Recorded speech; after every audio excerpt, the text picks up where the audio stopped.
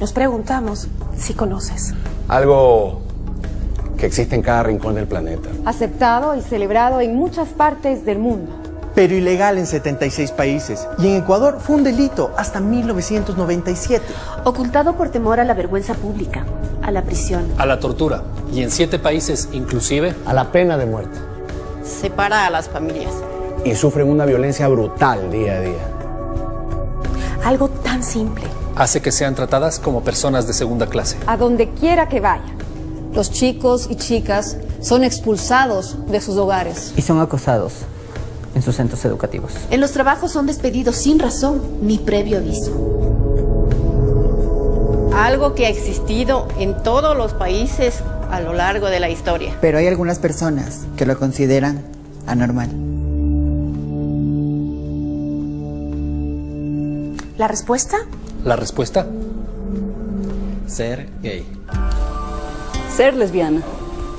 Bisexual. Transgénero. O intersexual.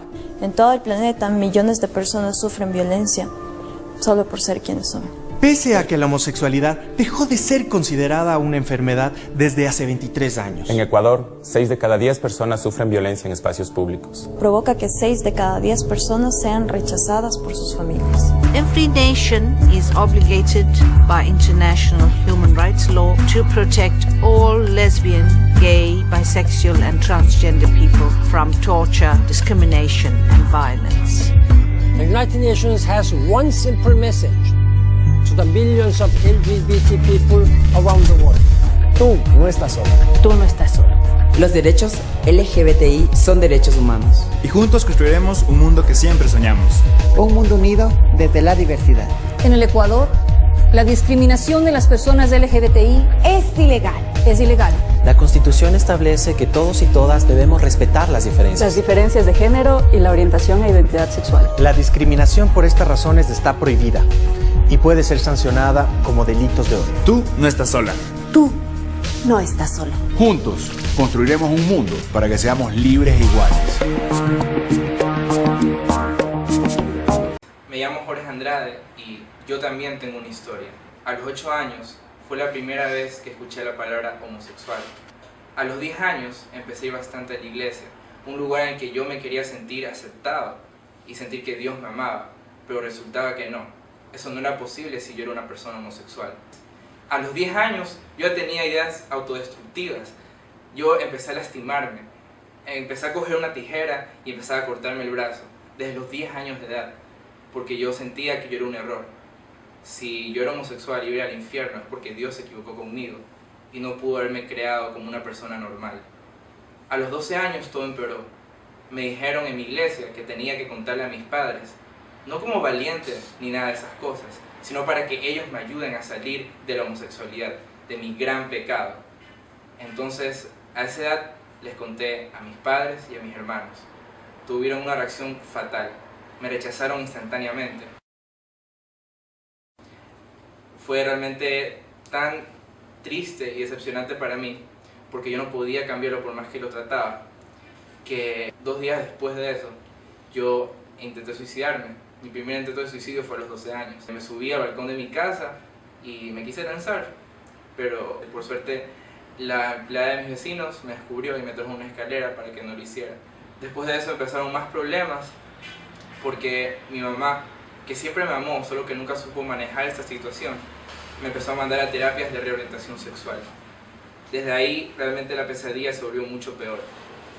En esas terapias de reorientación sexual, donde te iban a sanar de la homosexualidad, te decían a cada rato que era un pecado, que tú eras el culpable de tu homosexualidad, que tú lo decidiste en tu subconsciente, a pesar de que no lo decidiste en tu consciente.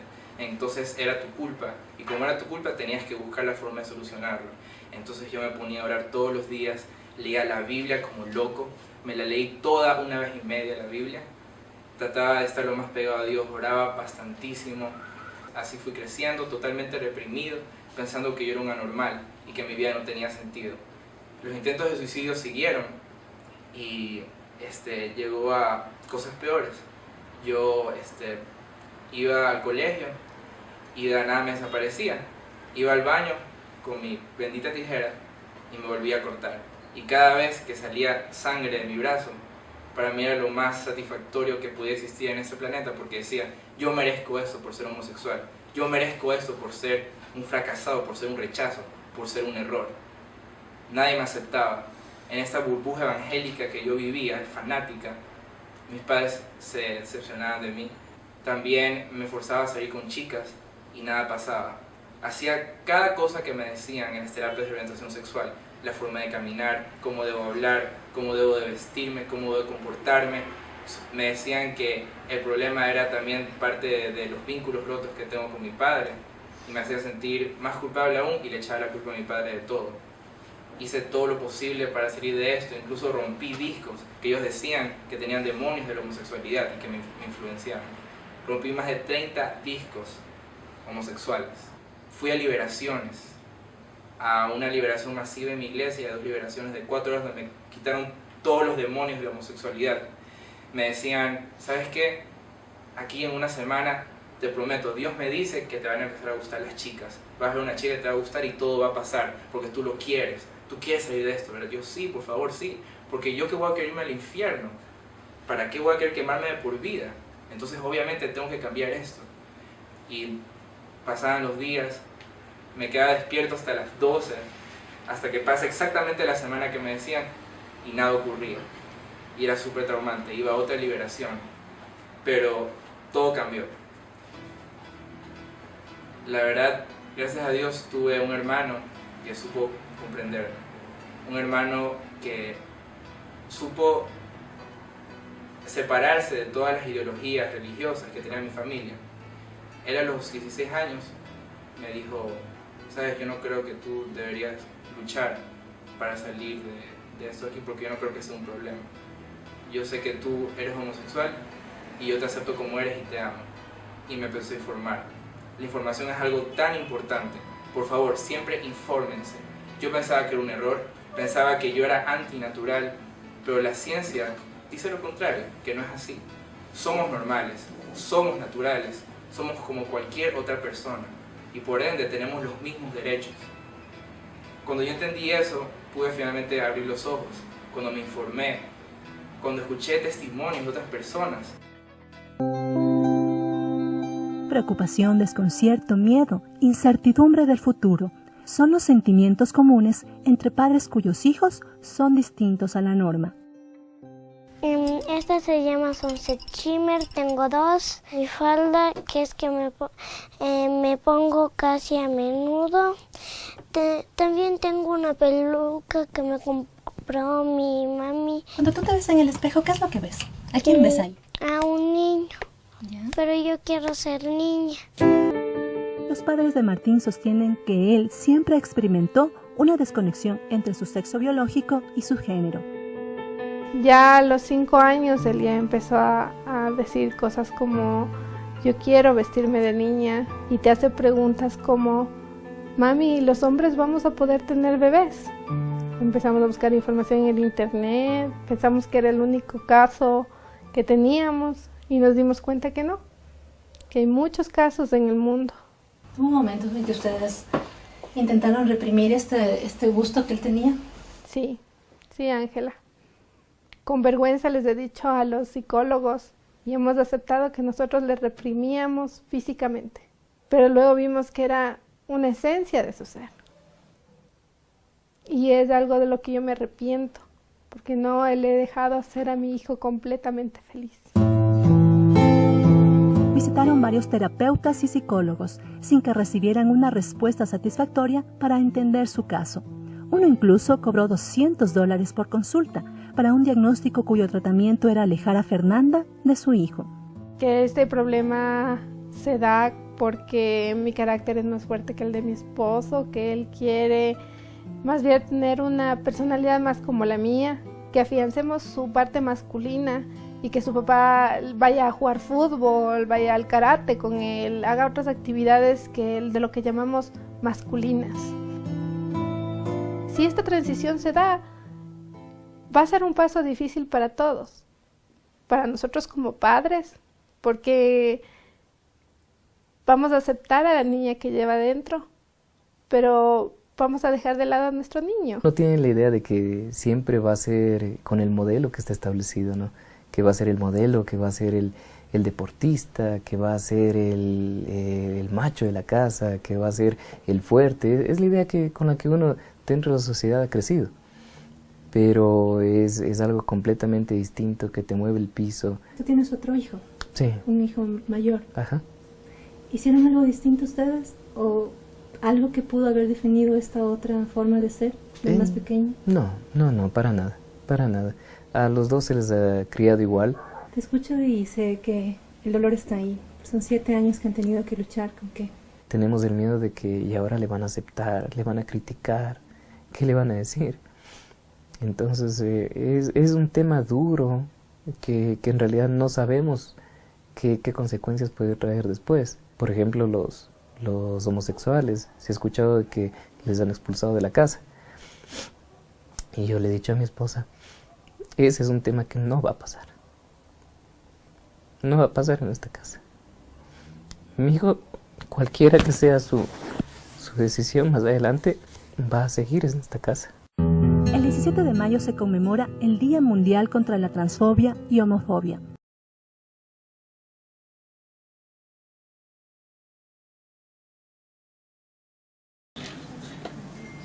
Bien, buenos días, bienvenidas, bienvenidos nuevamente. Muchas gracias por estar en este espacio que ha sido construido, como todos los espacios de la Semana de Psicología, como un espacio que favorezca algunos espacios que quedan tal vez no cubiertos durante la formación de psicólogos y psicólogas. Queríamos empezar esta jornada con este video precisamente como para poder toparnos de lleno con una realidad que es la que queremos el día de hoy topar, sensibilizarnos, entender y reflexionar alrededor de, en efecto, cuál debería ser el rol de nosotros y nosotras como psicólogos y psicólogas frente a las diversidades sexuales.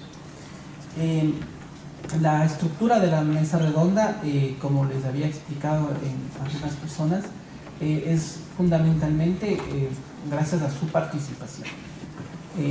Lo que se pretende es que se pueda generar un espacio de evacuar inquietudes, de poder, gracias a la presencia de nuestros ponentes, resolver algunas de las inquietudes que podemos tener alrededor de las diversidades sexuales.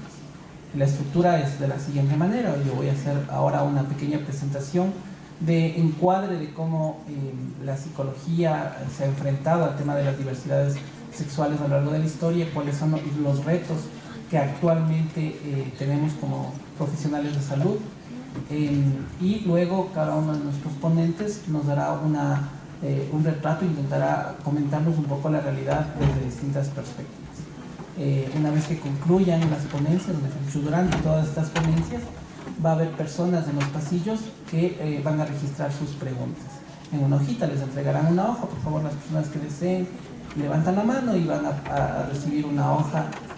Ustedes registran esas preguntas, me las pasan y luego pasaremos a la siguiente etapa de la mesa redonda, que es el foro de preguntas. Ahí vamos a ir viendo cómo mirar.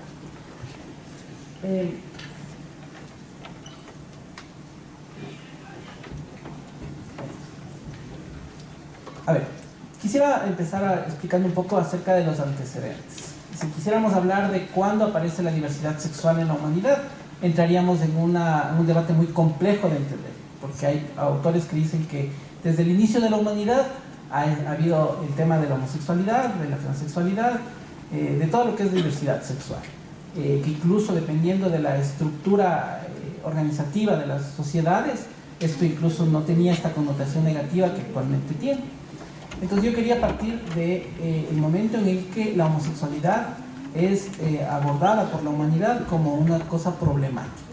Y esto definitivamente nos lleva hacia 1869, cuando por primera vez aparece el término homosexual. Y es curioso entender esto porque en 1869 aparece este término en un libro de psicopatología sexual. Y estaba definida como un concepto desde la perversión. Normalmente yo suelo decir en este tipo de espacios que definitivamente no fue una primera buena impresión de las diversidades sexuales con la psicología. Es decir, fue un mal paso desatinado desde el inicio, un mal romance. Empezamos con pie izquierdo. Si yo me acerco a una realidad y a esa realidad la catalogo negativamente, ya empezamos. Antes de eso es curioso, una anécdota que he investigado y he descubierto es que este autor no tenía esta intencionalidad de patologizar la homosexualidad, sino que más bien tenía una intención muy adecuada de visibilizar una característica que estaban viviendo muchas personas y que no se podía abordar de esa manera. Lo mismo pasa luego con el aparecimiento de la psicología, de la apropiación de esta terminología o de esta realidad desde la psicología. Se cambia la percepción de una conducta viciosa o pecadora o delincuente para pasarla a tratar como una enfermedad mental. Segundo mal paso. Ya no es una conducta viciosa, ya no es delincuencia, pero la abordamos ahora como enfermedad mental. Compleja la vida. Esto nos genera un entorno muy complejo, porque esto, al tratarse de un trastorno, abre la puerta a las terapias correctivas, que es uno de los grandes crímenes que ha tenido la ciencia en relación a las diversidades sexuales. Todos los elementos que en su imaginario haya, todo lo dramático que puedan imaginarse es real en la historia y lamentablemente, como escucharemos muchos de los testimonios, incluso presente en nuestros días. Temas como violaciones correctivas a mujeres lesbianas, aplicaciones de terapia electroconvulsiva, electroshocks, violación de derechos humanos estaban asociadas a estas prácticas de la salud mental.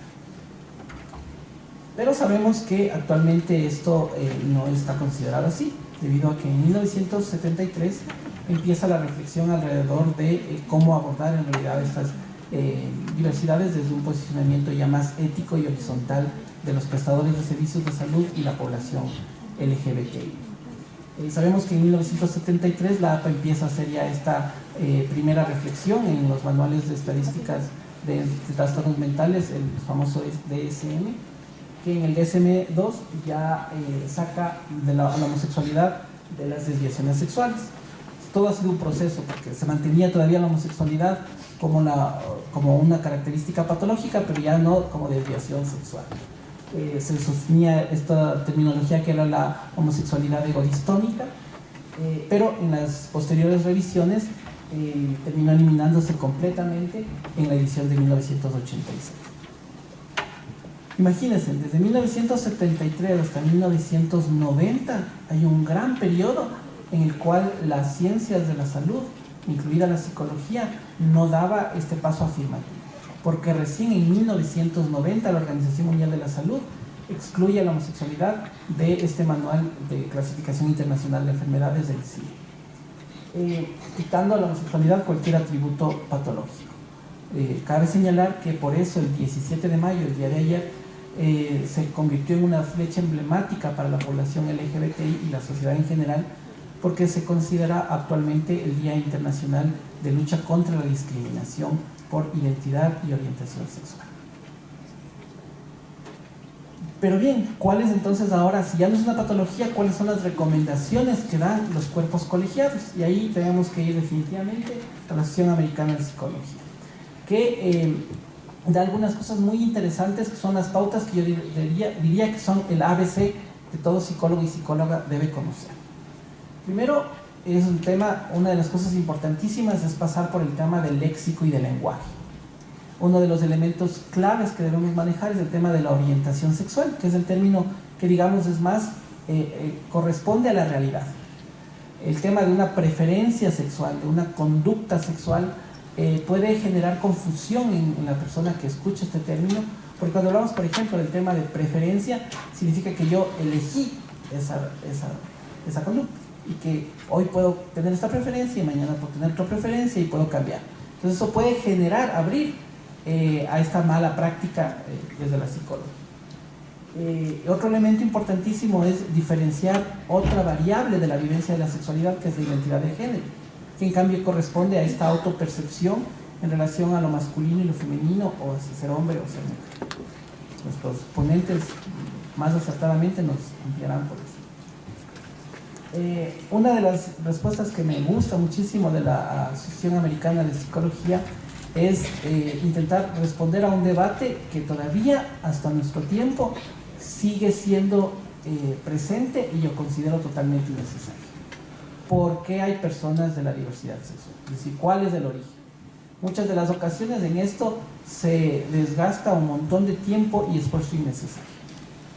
No se ha llegado a consensos todavía, hay muchas investigaciones que demuestran, así como han descubierto el gen de la infidelidad, también han identificado el gen de la homosexualidad, han identificado problemas endocrinológicos durante la gestación, se habla de conductas aprendidas por el entorno, etc. Hay muchos estudios que son muy complejos y que no han llegado a una realidad absoluta. La Asociación Americana de Psicología entonces describe a la homosexualidad como producto, por así decir, de una interacción multifactorial diferente y única. Es decir, a cada persona su orientación sexual, la construcción de su identidad sexual proviene de varias fuentes y esto es un proceso que lo he hecho yo de manera única. Es súper importante y por eso lo puse en mayúscula, recordar que lo mencionan todos los manuales, todos los cursos colegiados, no es una enfermedad, no es un trastorno mental o un problema emocional. Entonces definitivamente el abordaje es el que nos tenemos que plantear. ¿Desde qué punto vamos a abordar estas realidades? Este abordaje entonces recomienda la Asociación Americana de Psicología que no sea desde las terapias cognitivas. Y esto tiene que ver con una implicación práctica concreta para nosotros. Es decir, en el momento en el que nosotros recibimos una consulta, ya vamos a ver todos los campos de acción que podríamos tener frente a esto, una de las cosas iniciales que puede cometerse errores es intentar diagnosticar una diferencia sexual o empezar a hacer algún tipo de comprensión o de ubicarle bien para que no tenga ninguna confusión. Esto vendría a ser una terapia correcta. Desde 1997 hay un reconocimiento de los derechos que invaden a la asistencia de salud y la asistencia de salud mental. Entonces, una de las primeras cosas que se recomienda a los profesionales y a las profesionales es asegurar el cumplimiento de los derechos de estas personas. ¿Cuáles son entonces las necesidades de la población LGBTI? ¿Cuáles creen que son las necesidades de la población LGBTI? Todos hemos escuchado, hemos visto, acabamos de escuchar unos testimonios. La primera característica importantísima, cada uno tenga una respuesta en mente. ¿Cuál creen que pueden ser las necesidades de la población LGBTI en relación a la salud mental, a la psicología? Iguales a las de la población en general. Porque no son marcianos de otro planeta, son seres humanos que tienen las mismas necesidades de atención psicológica que cualquier otra persona. Entonces la primera cosa que tenemos que entender es que vamos a tener terapia de pareja de personas del mismo sexo y que la terapia de pareja la trabajaremos con la misma característica de cualquier otro proceso de terapia de pareja, que trabajaremos terapia familiar desde cualquier otro proceso de terapia familiar, que trabajaremos construcción de identidad en el adolescente como lo trabajamos con cualquier otro adolescente, que desde la psicología organizacional se requiere un plan de carrera para lograr la satisfacción de la persona, lo mismo una persona de la diversidad sexual. Ahora, definitivamente tenemos un escenario particular en la población LGBTI, que tiene que ver con el entorno transfóbico, lesbofóbico, homofóbico, que sí genera un impacto en la cotidianidad y en el psiquismo de las personas. La Organización Panamericana de Salud está acuñando un nuevo término que se denomina estrés de minorías. Describe a todas las poblaciones que por una u otra cosa son discriminadas, marginados de los servicios de salud. El simple hecho de que una persona, el bullying homofóbico, hay un estudio chileno muy interesante que una persona de la diversidad sexual tiene hasta 8 veces mayor riesgo de ser víctima de acoso escolar, generará un impacto en su psiquismo y que implicará una serie de conductas. A veces, por ejemplo, el tema de población a la defensiva o agresiva precisamente responde a este estrés de minorías con todas las implicaciones de salud integral Y claramente se habla de las LGBTI fobias, de la lesbofobia, los impactos de la lesbofobia, los impactos de la transfobia, de la homofobia, de la interfobia, de la bifobia en la vida de la persona.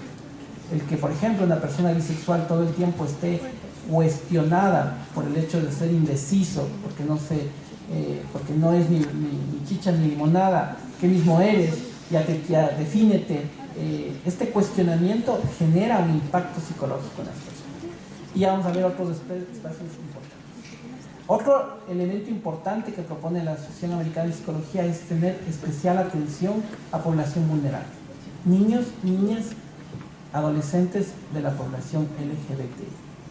Porque, contrario a lo que probablemente muchas de las personas o del imaginario social tenemos, la orientación sexual, la diversidad sexual no aparece en la edad adulta. Sabemos que la sexualidad forma parte inherente de los seres humanos y ya vimos algunos testimonios al respecto. Y otro de los elementos que actualmente también está proponiéndose trabajar es el bienestar de las familias homoparentales. Dentro de la psicología yo creo que hay muchos elementos en los cuales podemos implementar cosas interesantes, que dicho sea de paso es también un objetivo a largo plazo de este espacio. Me gustaría, sería extremadamente orgulloso de que en pocos años una psicóloga, un psicólogo organizacional de la UTLA genere un plan de inclusión laboral para personas de la diversidad sexual, que podamos realmente dejar en alto el nombre de nuestra universidad y de nuestra formación, que podamos en realidad especializarnos. Como verán, no hay servicios género-sensibles para la población y que muchas veces tienen que estar pasando por un vía crucis de psicólogo en psicólogo, de psicóloga en psicóloga, teniendo y sufriendo mucha mala práctica. Bien, hasta ahí mi intervención. Lo que vamos a hacer...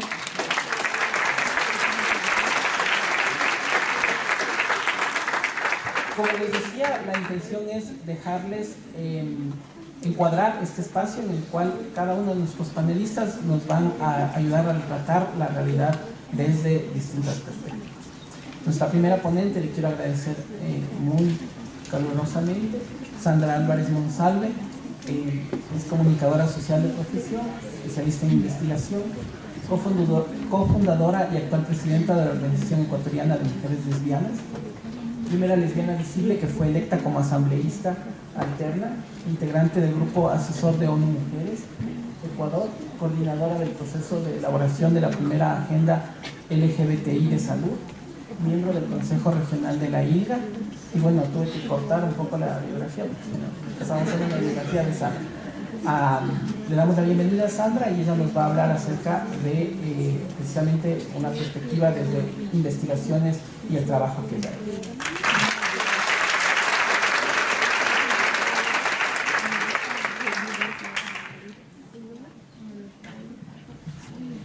Buenos días con todas, con todos. Gracias, Edgar, por la invitación, por la presentación y por el cariño para confiar en nosotras, especialmente en este caso en mí. Quería decirles algo. Parece que la mayoría están un poco mal anochados y anochadas, ¿cierto? Entonces, vamos a ponerle ganas para no dormirnos, porque el susto de anoche creo que fue así como fuerte.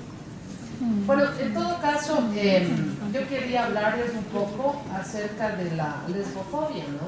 En relación con el día de ayer, con la conmemoración del Día Internacional de Lucha contra las LGBTI-fobias, que además es un término acuñado recientemente, ¿no? que trata de acumular o de poner en un solo término todo este daño, toda esta patología social, ¿no es cierto?, que son las fobias a quienes somos parte de la diversidad sexogenérica o de la diversidad sexual.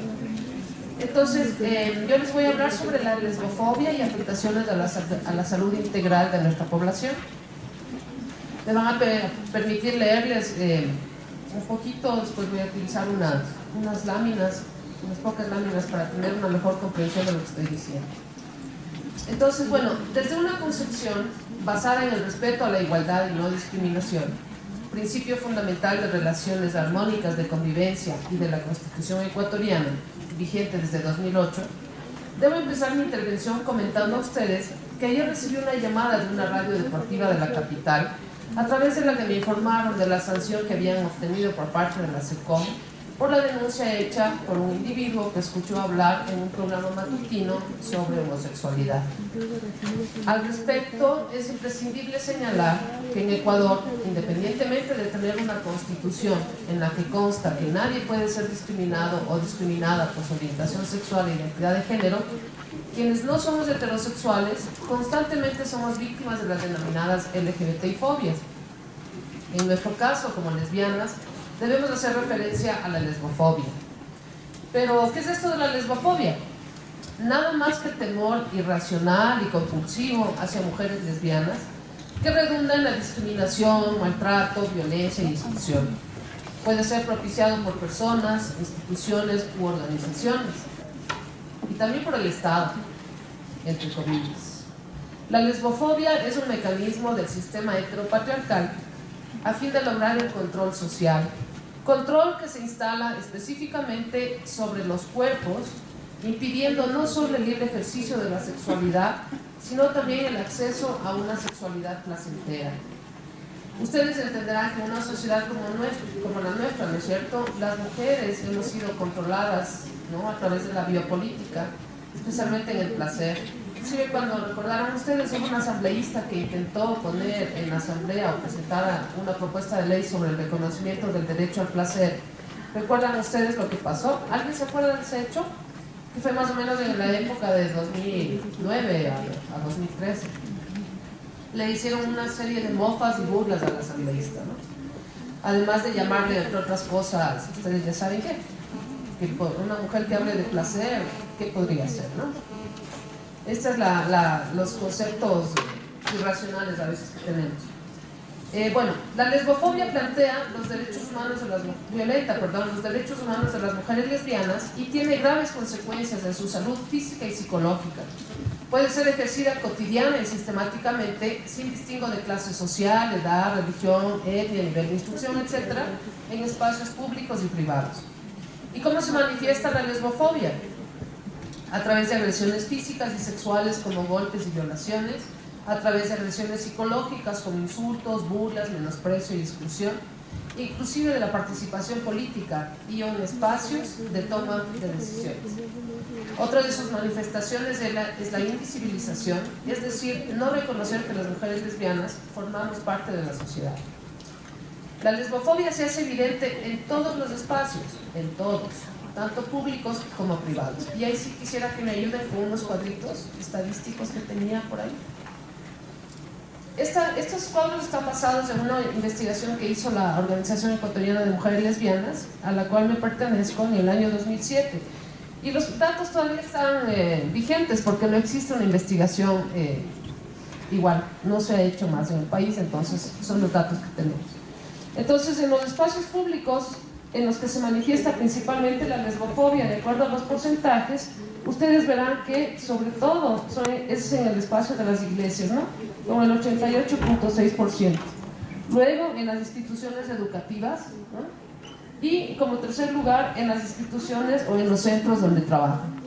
Sigamos, por favor. ¿Y cuáles son los espacios privados en los que se manifiesta lesbofobia? En primer lugar, en el vecindario. Es decir, salimos de nuestra casa y sufrimos lesbofobia, ¿no?, miradas, etc. Luego, en la familia nuclear, ¿no?, generalmente en la investigación que hicimos, la madre aparece como la principal violentadora o agresora de las mujeres lesbianas, lamentablemente. Y en la familia ampliada también, primos, primas, etc., ustedes ya saben. Ahora, ¿cuáles son las principales afectaciones de la lesbofobia? Expulsión de los hogares, ¿no?, despidos intempestivos, expulsión de centros educativos, cambio, entre comillas, obligado de domicilio, atención psicológica y hasta psiquiátrica para ser, entre comillas, curadas. Y ojo, que esto les compete a ustedes. La homosexualidad, como ya bien lo han dicho, no es una enfermedad. Creo que nunca lo fue oficialmente, digamos, creo, ¿no? porque de hecho la homosexualidad no tiene que ser una homosexualidad, es una característica, una condición propia de cada persona.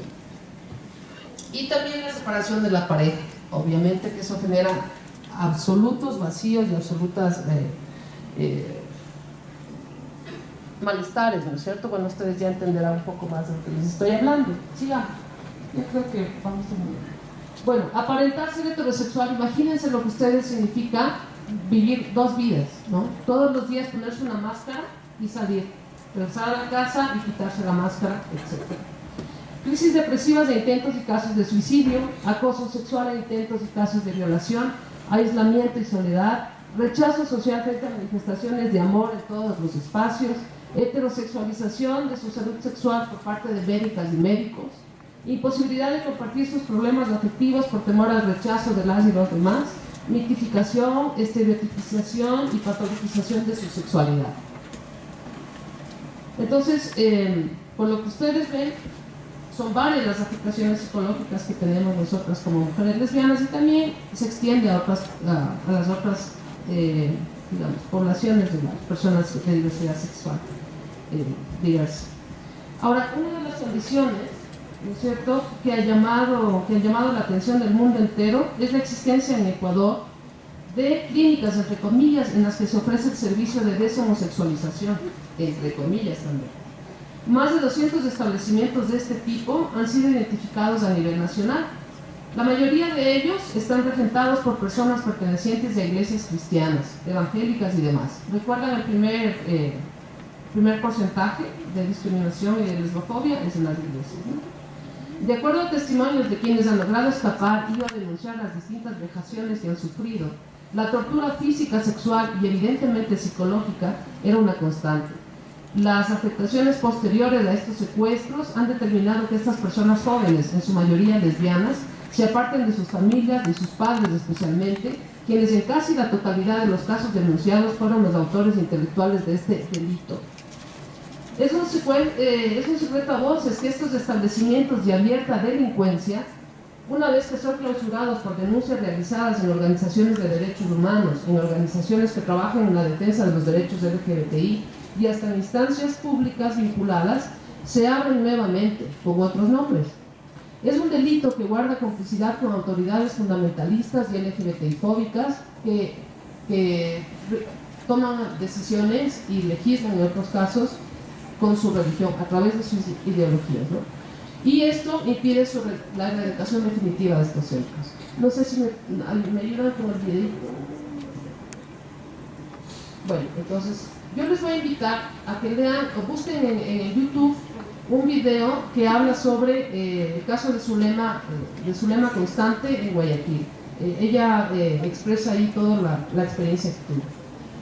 Finalmente les voy a decir que en noviembre de 2014, como una actividad relacionada con la Agenda por Derechos de las Diversidades Sexogenéricas, elaborada participativamente por 31 organizaciones a nivel nacional, en marzo del mismo año, es decir, 2014, se elaboró con representantes de más de 30 organizaciones y por primera vez en el país la Agenda de la Salud Integral de la Población LGBTI.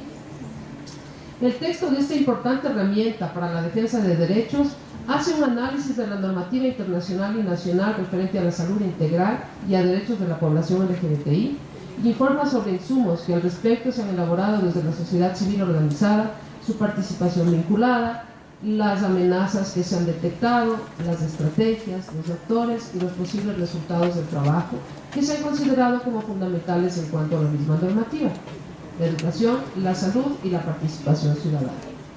Entonces, como ustedes verán, tenemos ya una agenda, por primera vez, en la que yo le voy a pedir a Edgar, por favor, les pase a quien esté interesado, porque ya no tenemos publicaciones en físico, pero quien esté interesado, con mucho gusto ahí les van a servir.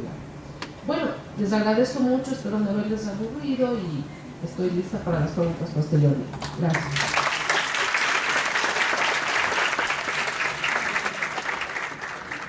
Agradecemos mucho a Sandra Álvarez por su presentación. Esperamos que se vayan registrando preguntas. Como les dije, al final vamos a poder dar lectura a la mayoría de ellas.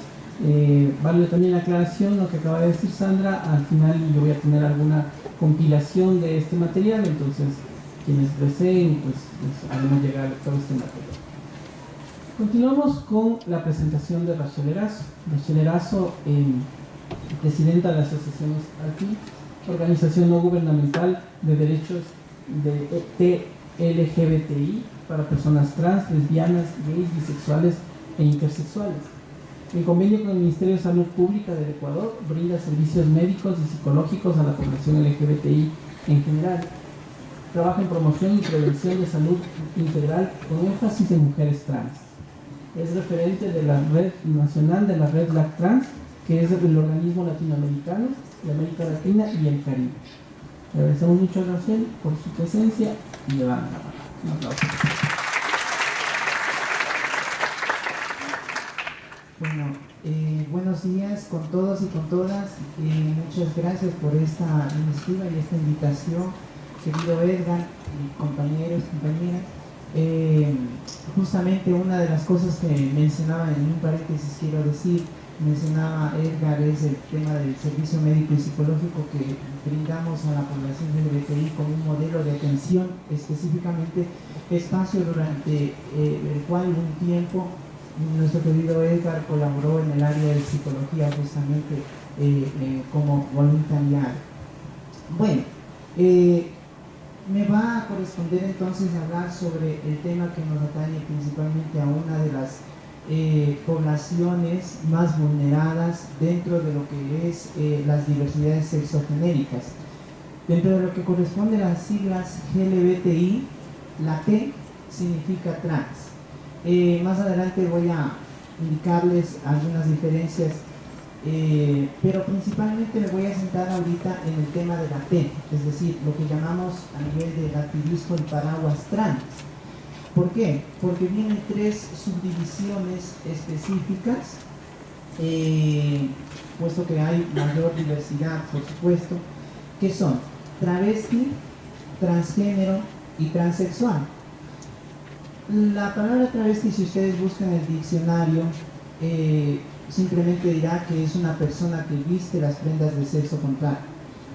No tiene siquiera una estrecha relación con el tema de la orientación sexual, puesto que también podemos allí encajar perfectamente el tema del transformismo, el tema de que una persona por A o B circunstancias puede vestir las prendas de sexo contrario, pero encaja dentro de lo que es la diversidad trans por cuanto asume un género específicamente, pero de manera temporal. Avanzando con la siguiente, que es transgénero. Esta es una persona que ha trascendido el estereotipo sociocultural impuesto por una determinada sociedad que dice que si una persona, ¿no es cierto?, nace varón, tiene que comportarse el resto de su vida como bajo el género de un hombre y con todas las características heteronormativas que le impone esa sociedad. Lo mismo ocurre si nace como una hembra, pues tiene que asumir todas las características, funciones, vestimenta y todo el tema social y cultural correspondiente a la de una mujer. Entonces, nosotros y nosotras, porque vemos hombres y mujeres trans, transgredimos esta regla social y justamente en el tema del transgenerismo, pues asumimos el género opuesto al sexo con el que nacimos. En este sentido, pues al margen de tener en nuestros cuerpos cambios quirúrgicos, cambios físicos, hormonización, es decir, sometimiento a procesos hormonales, implantes y todo eso, ya es una persona que vive las 24 horas asumiendo el género contrario al sexo con el que nació. Y finalmente la última T, que implica lo que es la transexualidad, que básicamente es una persona que una vez pasado todo este periodo, digamos, habiendo pasado por el tema del transgenerismo generalmente, pues lo que busca es equiparar su psiquis con el tema de la operación de reasignación sexual o cambio de sexo, que es, como quien dice, lo último que le falta a esta persona para su realización total y personal. Es necesario puntualizar que no todas las personas trans necesariamente siguen esto que parecería ser como una grada, ¿no? Pasamos una grada, subimos la siguiente y así. Esto es muy personal, esto es una situación que depende de cada persona trans, ¿no? Esto es muy importante.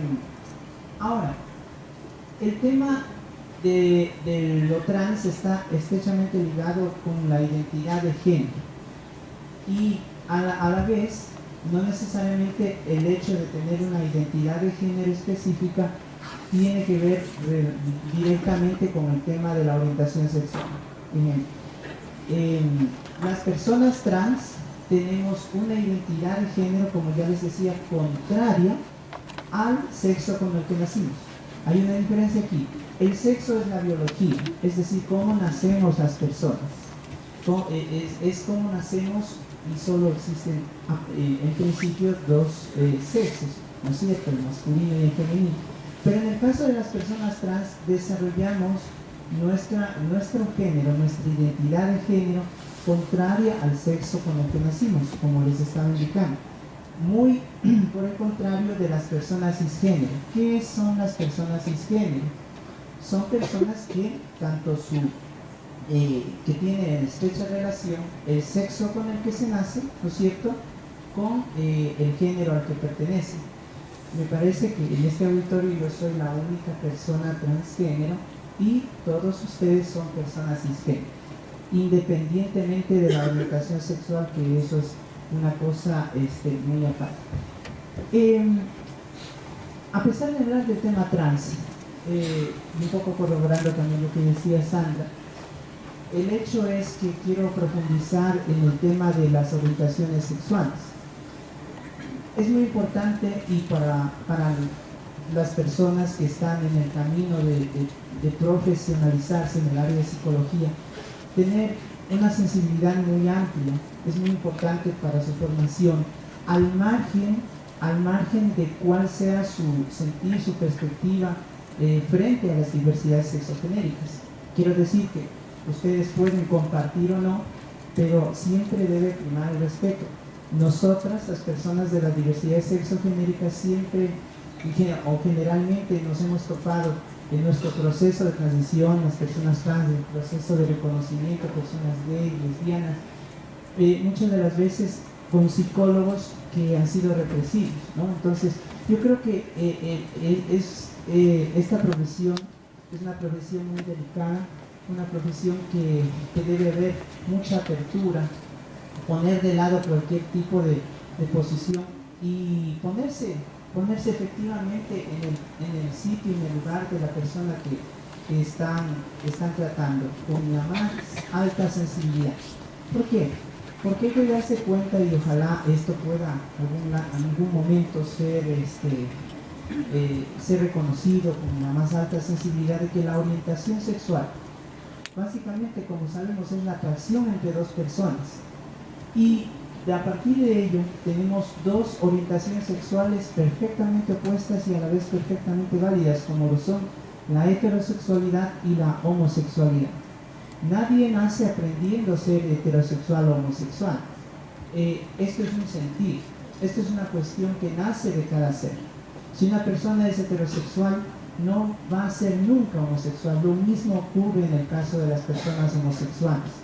Entonces, esto es algo intrínseco de cada persona. Ocurre que las culturas, ¿no es cierto?, las heteronormativas, las épocas, ¿no es cierto?, hacen que las mentes se moldeen y se inclinen hacia una normativa. Por eso nosotros, los activistas, evitamos usar la palabra normal, porque lo que para mí es normal, a lo mejor para otra persona no lo es. Lo común es ser heterosexual, porque es lo que no es visto como una vergüenza pública, ¿sí? Porque todavía se sigue mirando de esa manera, porque ser LGBT todavía sigue siendo sinónimo de mala persona. Entonces, es muy importante que ustedes consideren estas situaciones, ¿no? Hablé ya sobre el tema de lo del cisgénero.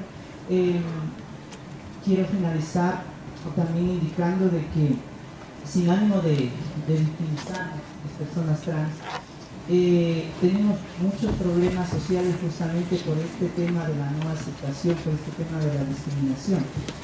Para el cotidiano vivir de cualquier persona, el hecho de llegar a hacer uso de su derecho de estudio, como lo están haciendo ustedes, el hecho de poder acceder a un puesto de trabajo, de buscar un lugar para poder vivir, son cuestiones simples que para nosotros las personas trans en especial son cuestiones que a veces son un vía crucis. Es muy importante tomar en cuenta esto porque el relevo, o sea, el hecho de relegar a las personas trans o a las personas LGBT, porque también hay personas LGBT visibles y otras que es absurdo, ¿no? Es absurdo pensar que, por ejemplo, una persona lesbiana o una persona gay tenga muchas de las veces que esconder su sexualidad por miedo a que sea expulsado de su hogar, de su entorno familiar, de su trabajo. Esto sigue ocurriendo todavía, ¿no? Y peor todavía, ¿no? Las personas trans, pues, no nos podemos esconder, somos visibles y tenemos que pagar el precio de esta heteronormatividad que todavía sigue imponiéndose. No podemos negar que el Ecuador que actualmente vivimos es un Ecuador que no tiene nada que ver con hace 20, 25 años. Recuerdo cuando recién entré al activismo, una de mis compañeras que era quien dirigía la primera organización, Cochinelli, que en 1997 estuvo en la Plaza Grande recogiendo las firmas ciudadanas para la despenalización, porque en Ecuador era penalizado la homosexualidad hasta noviembre de 1997. Ella me decía, Rachel, en la década de los 80 y de los 90, salir con tacos y con la boca pintada era cosa de macho. Sí, parece contradictorio, pero era la verdad.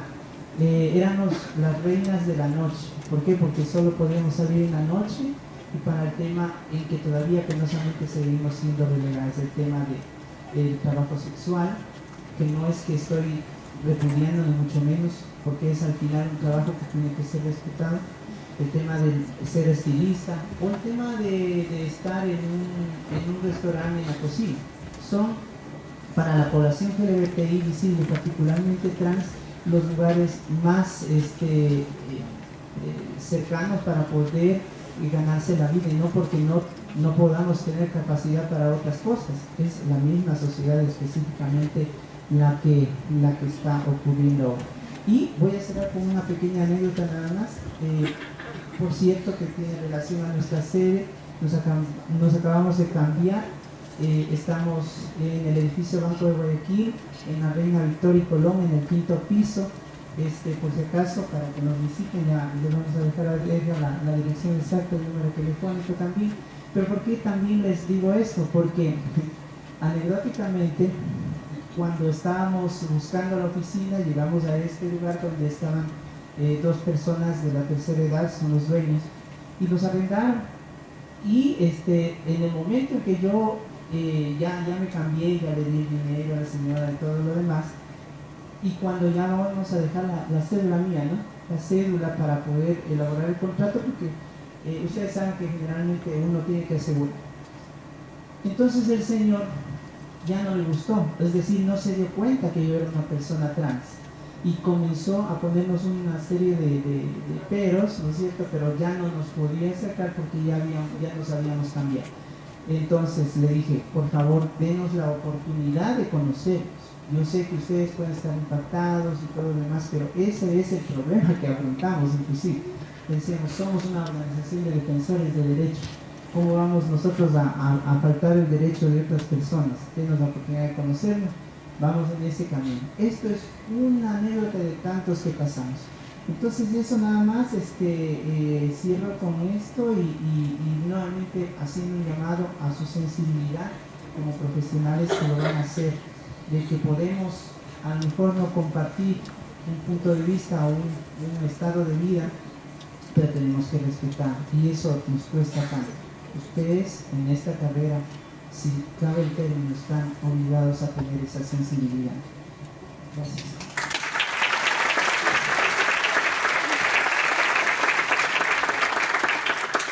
Muchísimas gracias, Rachel, por su acertada intervención. Queríamos contar también en este espacio con la perspectiva y la visión también de los espacios que se están generando de forma inclusiva. Por eso hicimos la invitación al municipio del Distrito Metropolitano de Quito, a la Secretaría de Inclusión Social, para que nos comente un poco cómo se está trabajando en la parte de la intervención pública. Y contamos con Joseph Mejía, delegado de la Secretaría de Inclusión Social del municipio del Distrito Metropolitano de Quito, encargado de movilidad humana y diversidad de sexogenéticas. Un aplauso.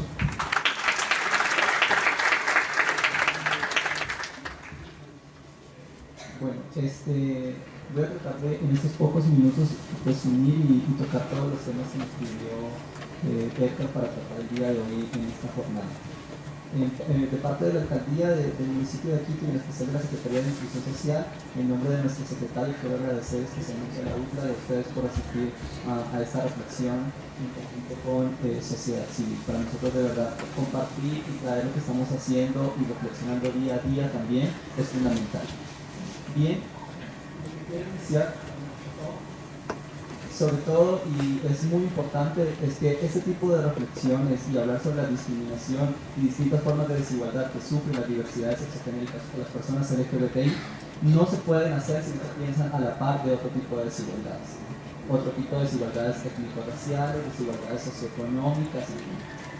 Pensarnos como un gueto sería el principal problema. Y lo importante allí es empezar a cómo se establecen estos vínculos y estas articulaciones. ¿Por qué? Porque no solamente se es LGBTI. Se es un sujeto en sociedad atravesado por distintas formas de desigualdad. Y por eso quería traer esta primera lámina que creo que combina mucho e invita mucho a cómo se debe hacer este tipo de reflexiones.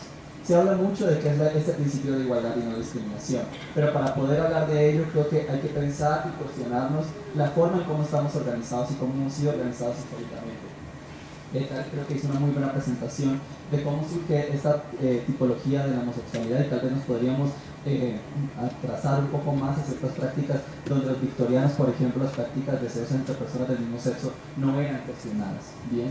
Y posterior a eso es que se empieza a sancionar y podríamos hablar de las prácticas católicas con la sanción a la sodomía o el acceso carnal homosexual, en fin. Pero lo importante con esto, y por eso traía esta lámina, es que cuestionemos nuestra propia organización social, que está marcada por ciertos procesos económicos y políticos que generan la exclusión y la discriminación de ciertos grupos. Pensemos en los procesos de colonización. ¿Cuántas personas afro traídas o cuántas personas negras traídas desde África fueron explotadas en las plantaciones de América? ¿Cuántos indígenas de aquí fueron enviados a Europa para inundar el mercado de los servicios? ¿Cuántos? Incluso, eso no es ajeno. ¿Cuántos ecuatorianos en la década de los 90 y los 2000 viajaron a España para ser cuidadoras, meseros, lavaplatos? Pensemos y cuestionemos ese propio modelo económico y de organización social, en donde unas personas se benefician de ciertas cosas menos que otras. Y es importante considerar y cuestionar esto, porque si no se empieza a hablar y a reflexionar sobre ello, no se pueden hacer pequeñas cosas. Y no se puede lograr una aceptación de las diversidades sexogenéricas como tampoco se podría hacer de otros grupos. Bien, y lo importante, creo yo, la premisa allí es considerar que no todos se benefician en igualdad de condiciones de lo que brinda la sociedad y de lo que podríamos decir brinda el propio sistema. Un sistema que va más allá de lo económico. Pensemos incluso en la propia idea del modelo de producción y reproducción. ¿Cuántos de aquí ha ido a algún centro comercial a comprar en las grandes cadenas? ¿Alguien ha hablado de las maquilas de esto? ¿De cuánto ganan esas personas? Nadie se cuestiona eso. Y si no pensamos esa articulación y esos distintos vínculos que existen entre las formas de discriminación para las personas LGBTI a la par y articuladas a otros mecanismos, no se puede hacer nada, no se puede generar un cambio. Y allí la responsabilidad social que tienen ustedes y ética como profesionales en psicología es cuestionar y sensibilizarse de todas esas múltiples formas de discriminación. Es fundamental partir de esta premisa. Adelante, por favor. Nosotros como Secretaría lo que estamos liderando actualmente es este gran proyecto de Quito Ciudad Inclusiva. ¿Y qué es esto? Esto nos lleva a reflexionar la propia idea de corresponsabilidad y la propia idea de gobernanza. ¿Y qué es esto? La gobernanza no es solamente el Estado allá arriba, sea el gobierno central o el gobierno local. Es que todos ustedes y todos nosotros aquí presentes somos corresponsables y ejercemos un gran sentido de gobernabilidad. Y así hemos traído esta gran reflexión de qué es una ciudad inclusiva en concreto. Es un espacio tanto urbano como rural. ¿Y por qué esta división? Porque pensemos en las posibilidades de acceso que tienen las personas que viven en ese espacio rural. Es totalmente distinto a las personas que están en el urbano. Y una ciudad inclusiva es ese espacio tanto urbano como rural en donde se reconocen las diferencias, que como individuo y en donde las personas bajo un nuevo contrato social. ¿Y qué es eso del contrato social? Es que yo reconozco a la otra persona como un sujeto de derechos, independientemente de lo que yo considere crea pertinente o no. Es igual a mí, por lo tanto, tiene los mismos derechos y deberes. Y ese es el contrato social. Ese contrato en donde yo dejo de ver solamente al Estado o al gobierno como el que le debo demandar y debe hacer, sino que yo también tengo un compromiso social. En donde se participa activamente en cada una de las dinámicas económicas, socioambientales, políticas y culturales existentes como un ejercicio cotidiano de derechos. Y eso es fundamental. Adelante, por favor. Y esta reflexión de Quito Ciudad Inclusiva nos lleva a algunos conceptos y principios orientadores que son centrales.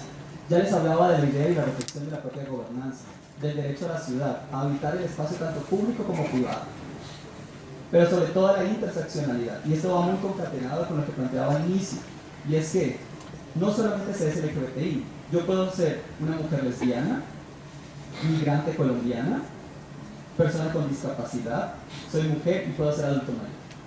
Y no la puedo partir. Y a ese tipo de sujetos y personas es los que ustedes se van a enfrentar día a día. Piensen ustedes en cada uno que pueden representar. Y es esa reflexión importante que yo como sujeto estoy atravesado por muchas vertientes y por distintas desigualdades. Y no solamente le puedo reconocer a ese individuo, a esa persona, los derechos por ser mujer lesbiana.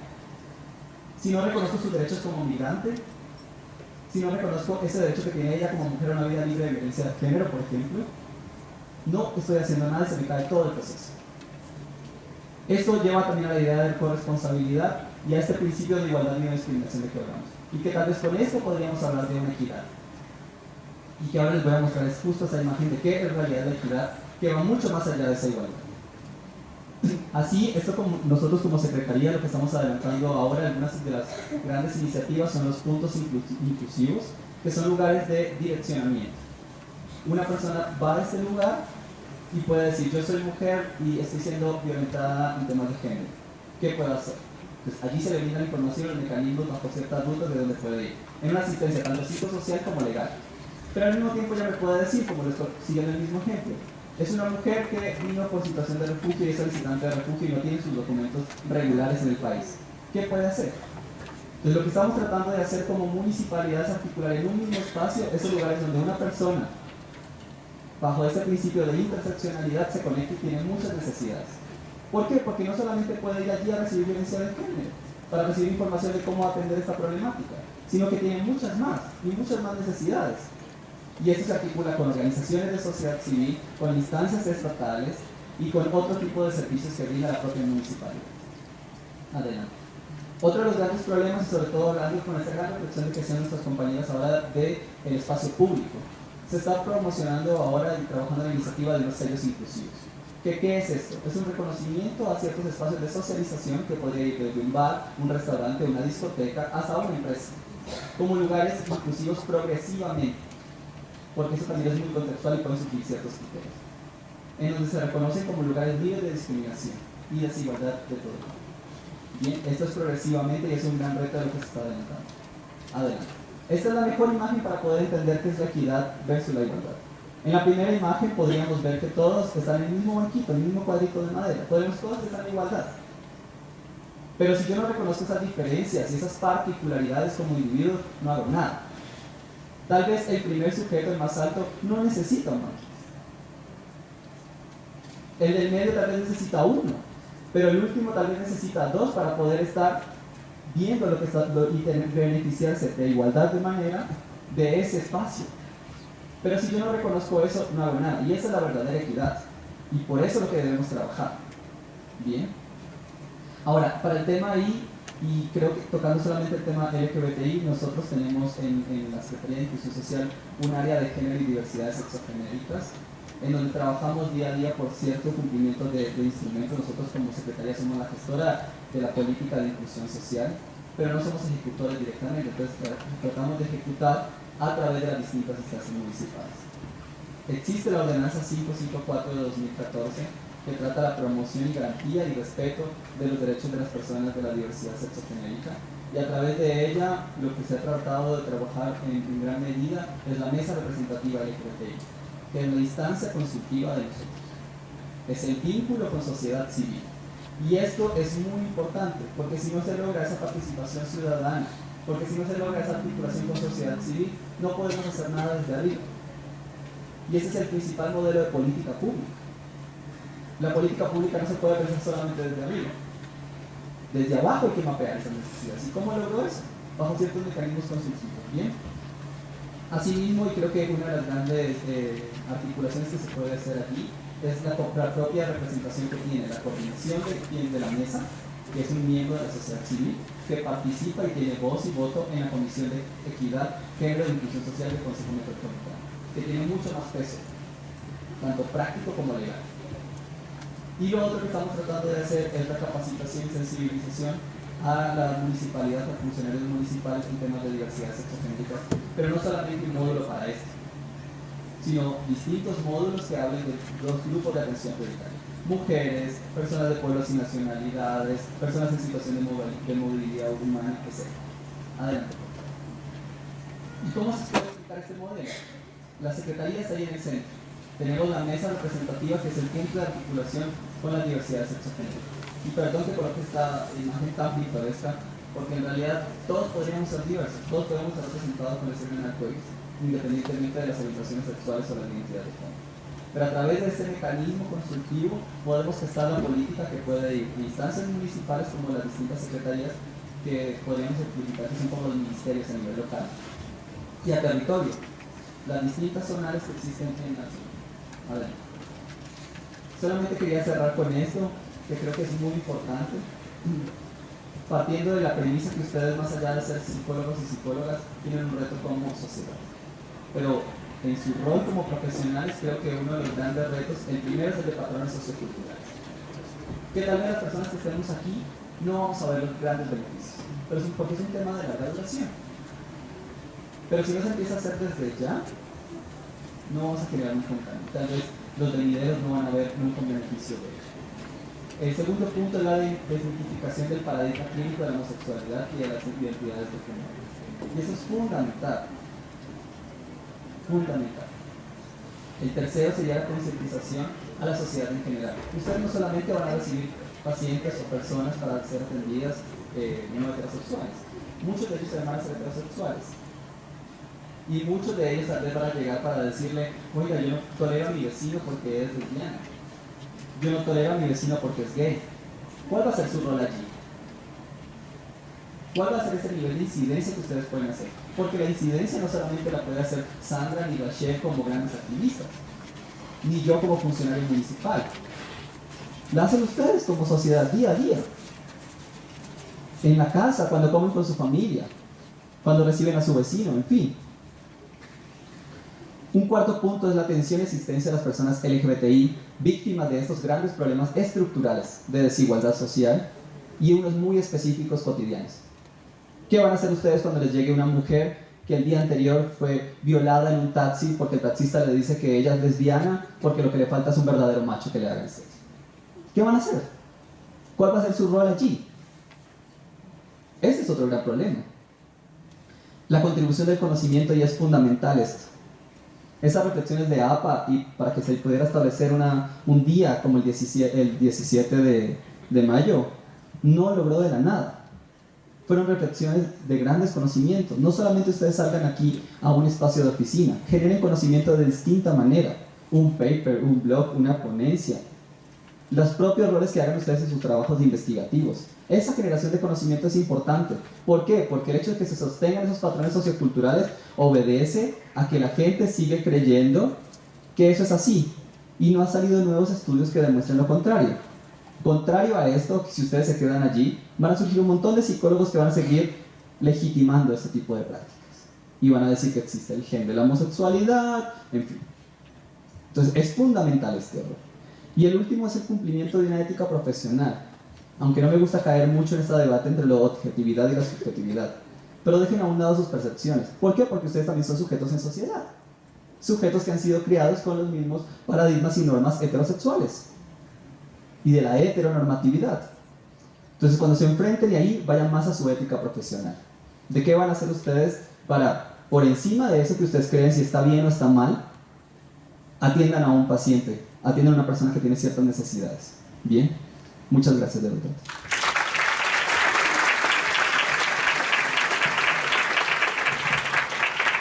Muchísimas gracias a Joseph, creo que nos ha dado una invitación a la reflexión de cómo en realidad hacer este proceso de inclusión.